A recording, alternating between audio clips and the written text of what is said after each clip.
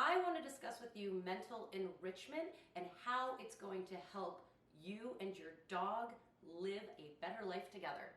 So what I want to encourage you to do is ditch your food bowl. Dogs genetically need to seek, forage, and scavenge as part of their daily routine. They will do these behaviors whether you do this or not. So let's make this a constructive time for your dog and not allow them to do these behaviors within your house where they are chewing up your furniture, they are eating things that they shouldn't have, they are stealing things. Your dog is going to do these behaviors if you like it or not. So interactive food toys, mental enrichment will definitely help make this behavior from your dog a more constructive activity.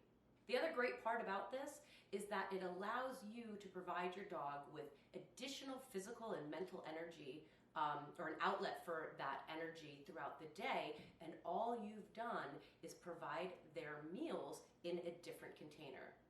So the things I have in front of me are just a small amount of options that you have out there. We have these things here, which are slow feeders, they're maze bowls. We have wobblers that dogs can move around and food comes out of it as they bat it back and forth. You have all sorts of different containers that you can fill up with your dog's kibble, wet food, or if you're a raw feeder, you can also utilize these for that as well. If you go to YouTube, there are also tons of options to DIY interactive food toys, so use that as a resource for yourself as well. So let's show you how we utilize some of these toys. Let's talk about how we start our dogs off with these particular interactive food toys and how we can increase the difficulty as our dogs become more experienced with them.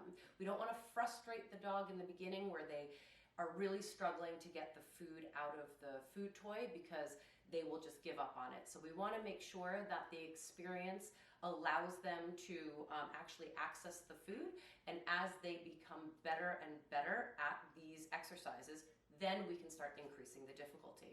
So if you have a dog that is maybe very timid or isn't very experimental, let's say, these maze bowls here are a really great way to get started because the dog can easily access the food, but it still encourages foraging behavior because they need to go in between these little nooks and crannies to get the food out.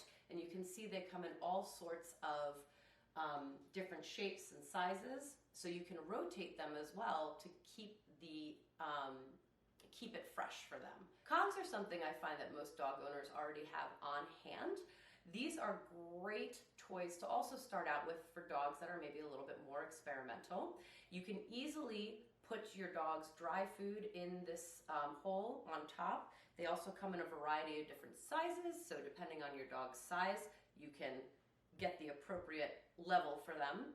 I generally get as many Kongs needed that will fulfill an entire meal, right? So you don't have to keep refilling the one. If it takes 5 of these to get your entire dog's meal in, then buy 5 of these. But basically what I do is you take the dog's food, you simply put it in the Kong until it's all the way full, and then the dog needs to bat this around to access the food inside.